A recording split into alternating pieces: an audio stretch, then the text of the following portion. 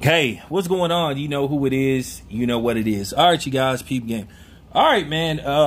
I had the opportunity and basically the chance to interview Faizon Love. We all know Faizon Love from the iconic character Big Worm from, the Cold Classic, Hood Classic, Friday.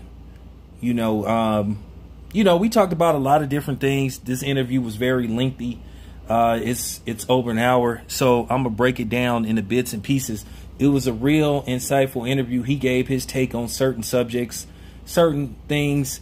I didn't agree with his stance on everything, but it was a really cool interview. He was as real as he could be, and I just let him cook. When you do these type of interviews and it's like your first interview with somebody like this, you kind of you got to let them do their thing. You know what I'm saying? So at the end of the day, once again, I didn't agree with everything he said, but it was a good interview. You guys are going to enjoy it whether you agree with his stance on certain things or not. So check it out. Once again, I'm going to break this down into like bits and pieces, because it's a very lengthy interview. So like I said, I'm going to break it down. You'll get part 1 first, part 2, and then probably part 3. So hear what he has to say, and this first part of the interview I did with him. To a man once again that needs no introduction. Faizon Love, what's going on, brother? Down business. Appreciate you taking the time to talk to me, man. Oh, down business. Yeah, down business in the building. East Oakland's finest, man. Oh no, trust me, I know what it means. That's why he told me now. I know exactly what this thing told me. Yeah, you ain't never been out to my parts of the wood before? You ain't never been to the Bay before? How you think I knew your name? We on the phone when you told me down business. Okay. Yeah, man, I told you. Yeah, I'm always, man, come on, man. Alejandro, San Pablo. Oh yeah. You definitely been out this way. If you know about San Leandro, San Pablo, that's where the casino is. That whack ass casino and shit. Man, I done all through the back, man. I see they closed on spend my little favorite spot, soul food off MacArthur's. Oh, okay. You don't even know about soul food, huh? I mean, I don't eat that much soul food, but yeah, they had a couple of spot right there was called Too Short took me to the spot called Soul. It was off MacArthur and right across from the high school right there. What Fremont? Oakland High or Castlemont. Castle. Okay. On MacArthur and right there. Soul food. Okay, yeah, that's deep East Oakland. That's over there. That's over there, not too close from 90th. That's where we used to do the sideshow at, until the police just started shutting everything down and shit. So yeah, I know what you talk. Yeah, you probably know him too. Raphael Sadiq went to Castlemont, the Tonys. Oh yeah. So you definitely. Trust me, man. I'm a Oakland stepchild. Okay. Hey. Well, that's what I like to hear, though. You know what I'm saying? Yeah. So what? Boy, Mario Hodges holding it down there. Mario Hodges. Very funny. I take him on roll me. He funny love comedian, man. Oh yeah. Yeah, I got a lot of friends in Oakland, man. For years. That's what I'm talking. So how did you get into the acting thing, man? You told me you played football, so how did the acting thing come about? I stopped playing football. I was like, man, I ain't gonna be just banging around like this. And then I was started doing stand-up in high school. So I was like, hell yeah, this is what I'm doing for the rest of my life. So I just put it down. Because back then it was, what you want to do. Everybody was shaping their life, what they want to do. Like I ain't never been told I couldn't do. I didn't even ask nobody. That's why when they say, never thought I'd see a black president, I was like, know nobody who wanted to be the president. Where shit. If you did, okay, did you fill out the application, nigga? Yeah, I know. I never knew nobody who wanted to be the president. They wanted to be basketball stars, football stars, hustling, or some wanted to be accountants. Everybody wanted to do their thing, but nobody. I never met a person that didn't think they couldn't be the president. Like, yeah, okay, all right. So, I said I'm gonna do stand-up comedy. And that's what I started. I started at 14, 15. Damn. Yeah, so, I just hopped on stage and got to it. I was, in and out of juvie for it. So I got it together for, right? And then, just started clicking, Yeah, I wanted to ask you about that, because, you grew up, like, in San Diego, man. You grew up, like, yeah. So, I mean, what was it like growing up in San Diego? I mean, I know you grew up around gangs and all that stuff, so, like, how was it like growing up in that environment? It wasn't, it's so funny. It wasn't that we grew up around gangs. We was the gang. We was the gangs back then. We played football against each other. And sometime after the game, we would fight. And where you live was your set. Like, nigga, we representing Buddy Boys upside Old Memory Lane. You know what I'm saying? Hilson. So what kind of set that was? So that was a blood set. Okay. But it really became that. It was just more of a thing we were at first. So, when we go play football, we all roll together. We all wear the same khakis together. We wore, gray khakis, khaki suits. And, Buddy Boys in the house, something went down. Everybody got a jump. Damn. Yeah. So, and then, later on it evolved, because, they got, ESP, back then it was ESP, Eastside Pyro, And so, it just evolved, and it was all about football, really, because that's where the majority of the fights and everything were happening at the football games. Okay. And, dudes from LA would come down, and they would be, Crips, and we would get into it or whatever. Sometimes it'd be a big party, like, but back then in the 80s, it was, as we got older, it got scary. And we started carrying guns. It wasn't about no guns when we was coming up. It was about throwing them from the shoulder. Yeah, that's a lost start, because I grew up in East Oakland. Like, I'm from an area called the Dub. So, like, I did come from that area. Like, I come from that area where, like, you tried to solve problems with your hands, but then as we got to the 90s, it got to the point, like, people was like, hey, man, fuck fist fight, hand me the gat. And, you know what I'm saying, now it is where it is today, which I think, like, it's unfortunate that it came to this, It is, especially in our community. That's what I'm saying.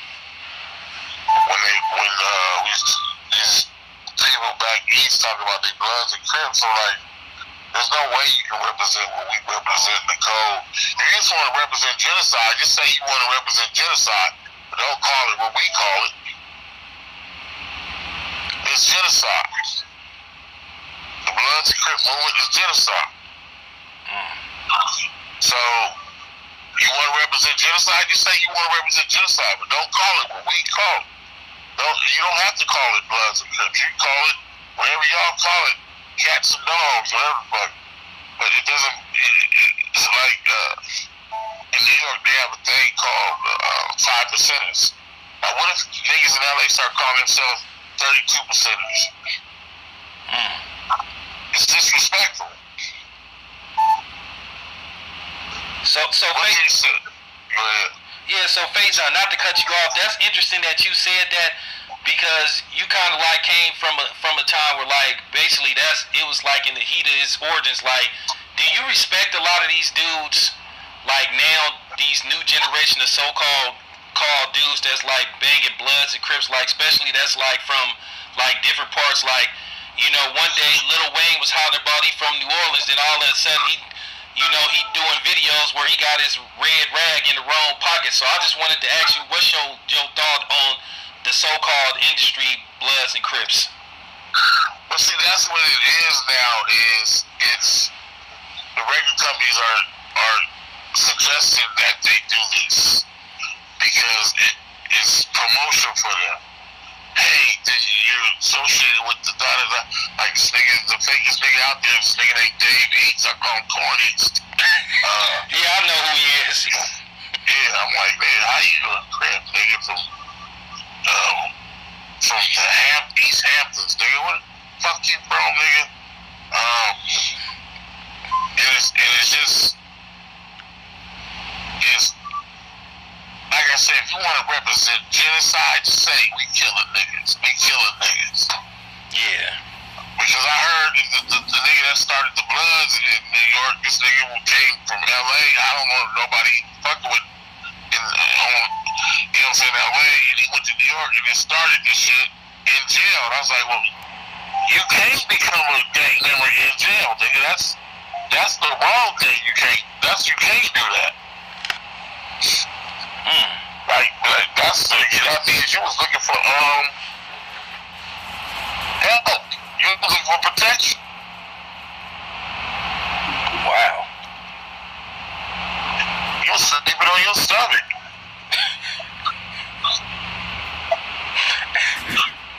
Man. Yeah, so I'm glad you breaking this down. Hey, I wanted to ask you something. You ran across Alpo Martinez. So that's my homeboy. Yeah, that's my homeboy. That's my homeboy. All these motherfuckers tell me he a snitch. They won't run up on him. We be out in the streets. We be places. Nobody don't run up on him and say one motherfucking thing, but they get behind these goddamn computers and say so. That's my homeboy.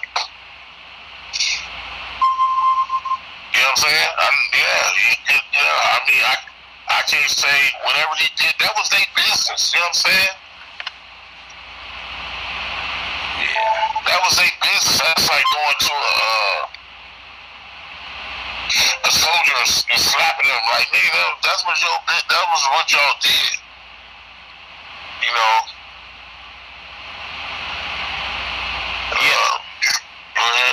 Yeah. Because I wanted to ask you about that, because you know everybody saying Alpo, you know, he did this. I don't know much about the dude. I know, you know, the only time I heard about the dude when I first got aware of Alpo Martinez when I saw the movie Paid in Full. So, and basically the movie portrayed him as basically a shiesty dude. Basically, you know, towards the end of the movie, he basically told on everybody, but you know, at the end of the day, I'm just trying to get your perspective of the dude. Like, I mean, is he? See, I know a different dude. See, at some point in New York, I used to go right past Dapper Dan's. I would see them out there. You know what I'm saying? He just, to me, he was the same nigga riding dirt bikes around there and just being wild, like a wild. You know what I'm saying? Yeah. So, I see it's a different dude. Like I got family members that was in their life. I got friends that was, you know what I'm saying? It's a life that really is no friend of foes. The one nigga that you with is okay. This time, you know, but that same nigga might set you up. So that's that life. You know what I mean? It ain't no, back then, dope dealing, man, it's only two places you can go, jail or dead.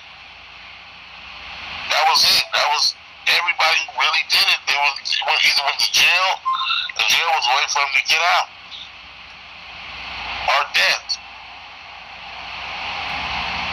Or some stopped it a little too soon, and was like, okay, shit, you know, boom, let me open up a couple McDonald's. let me open up Woozy Woo, or let me do this with it. And they, stay low. But the real situation is,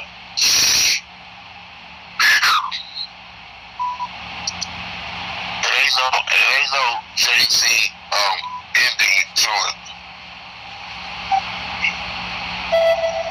You sell dope, do you hang out with the president? Okay.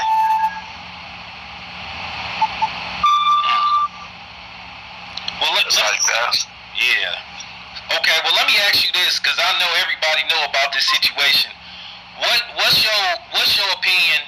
Because this is my thing. Because like I said, I come from the streets, and I understand what you're saying. But I was just one of them dudes where I came from.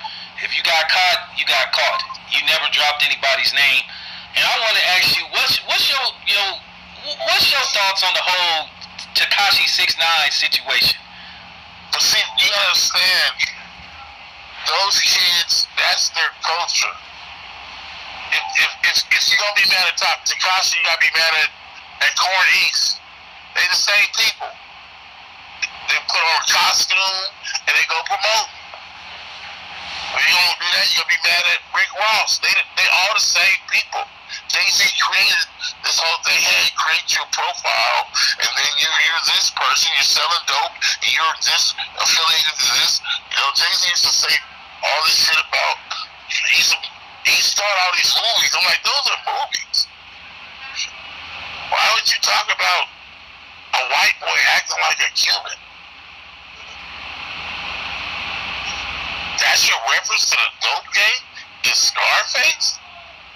Huh?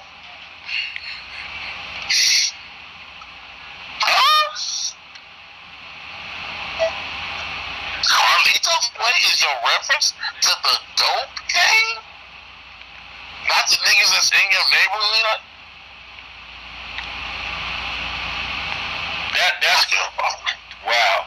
Hey, that's funny that you brought that up, Faizon, because I mean, it's okay to say, the people we looked up to, like where we from in Oakland, I'm pretty sure we knew about Felix the Cat, Harb, Mickey Moore, them was like our guys, Little Daryl. Listen to Too Short's first album, nigga. Fat Lips. Hot Lips, yep. Yeah, see that? Those were our guys. Hot Lips.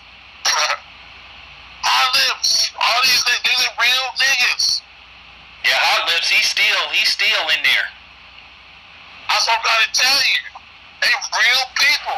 Felix, he real. They're not from television. These are cold brothers. Went through it. They're not Scarface.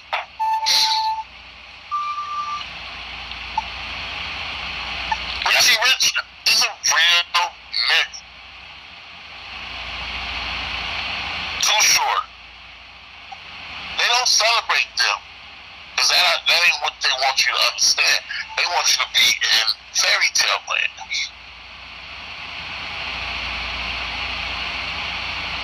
Tekashi makes sense because all these niggas that's their shit now. They make up shit. Half of them working. So it's like, yeah, I get it. I get it. I just laughed at the part, like, with Tekashi 6ix9ine. The thing is, with him, like, you had these dudes, like you put them on, and I just feel like these dudes like Tekashi, I really don't respect them for the most part because, at the end of the day, Faizon, he ain't one of us anyway to begin with. And like I said, it's you guys' fault. You brought him to us. Right. You absolutely. Why would you put a fake phony on? You can't put me on. Nobody can't put me on my neighborhood, nigga. I'm there. It's grassroots. I'm from there. You can't put me on my neighborhood, nigga. What? You can't put me up on Emerald Hills. What the fuck? You can't put me up on. Come on, man.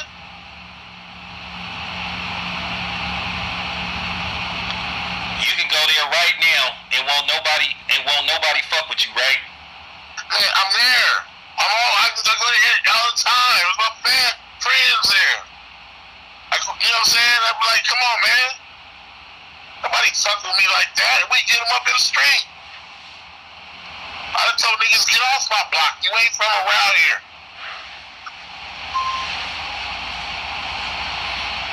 These are facts. That's why niggas fuck with me. They know I'm up. Fletcher, I ain't broke. I'm from Emerald Hills, nigga. I done told you.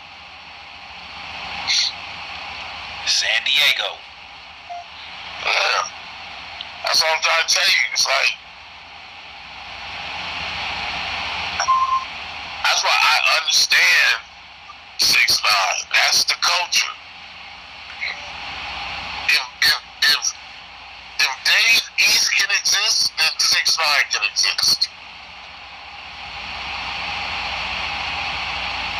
That's crazy.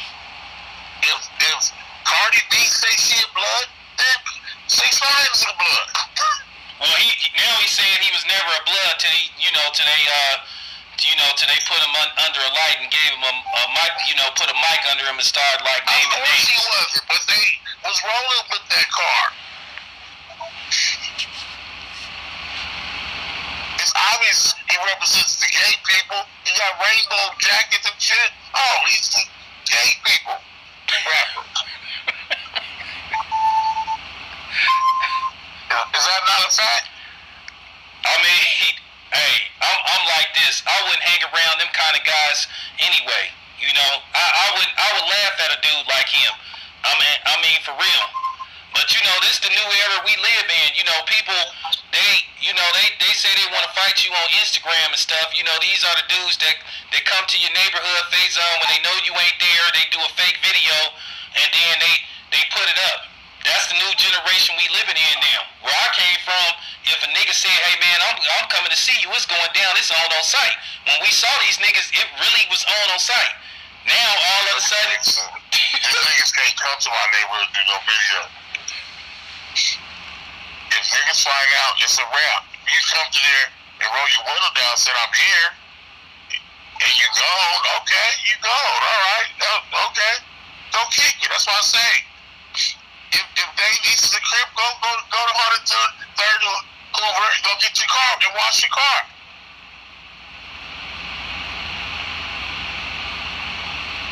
By yourself.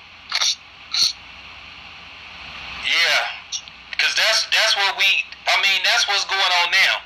I mean, he went to I already know you didn't been over there before. He went to that area where Nipsey Hussle's spot was, because I shopped at that spot plenty of times, and he took a picture over there like at 8 o'clock in the morning and ran up out of there, and he walking around with all that security. First of all, if you know about that area, we've been going through there, because there's a barbecue place right there called Woody's. Yes, sir. So we sit right there, and last time I was there, Nipsey saw me. He was like, man, you need that pork. Leave that pork alone. I'm like, yeah, okay. Hey, you saw what we ate yesterday, so I fuck with it every once in a while, but you know what I'm saying? Yeah, that sound you had was phenomenal. I had the turkey, but I can't get no barbecue like Woody's. I go down to Woody's, boom, boom, get me a tray, boom, you know what I'm saying? Say what's up to everybody, you know what I'm saying? And there's a fish store right there too. So these niggas is tourists. They don't know, they ain't going out Woody's, they ain't going, you know what I'm saying? They not going over there on a regular, on GP. I've been there for 20 years.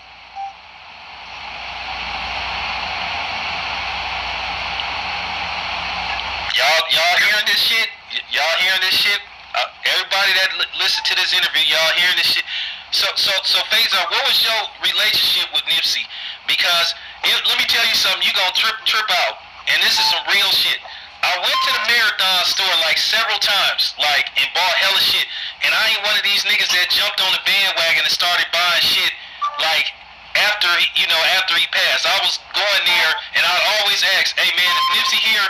And it would be when I'd be covering fights. When I cover fights, and so the fight would be on Saturday. So they'd say, "Hey, come here tomorrow. Nipsey gonna be here on Sunday." So I say, I'm shaking town, and I always would shake town that Saturday night. And it was kind of funny. When Nipsey passed, he passed on a Sunday. And the ironic part about it, Faizon, March 31st is my grandmother's birthday. So I just wanted to give your take. I saw the picture of Nipsey. How was the Nipsey hustle you knew? Man, these was good kids, man. And I ain't gonna say I knew him like that. I just would be... him and Sam, there's a fish store right there. They'd be over there going to get some fish, or you see me out there inside, say what's up. And it was, they was just, he was a hood cat, a beautiful brother. You know what I'm saying? We was, I know him through Big U. So that was the first time I really met him, was the Big U football game. So, but they was, I remember that. I've never been in the marathon or anything. I never went, I remember when that was Nick's check cashing, okay? The niggas that know that block know when that was Nick's check cashing. Okay, before it was, what you call it, was Nick's check cashing. And niggas would be, in my homeboy Doodoo Eye, right down the block. Everybody remember Doodoo Eye? He used to make low riders. And just where you get your hydraulics, right down the street. I'm really,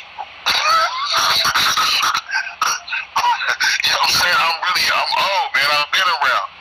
So, he was just a really pleasant brother, man. And you saw he was trying to make change. He was a good brother, man. You know what I'm saying?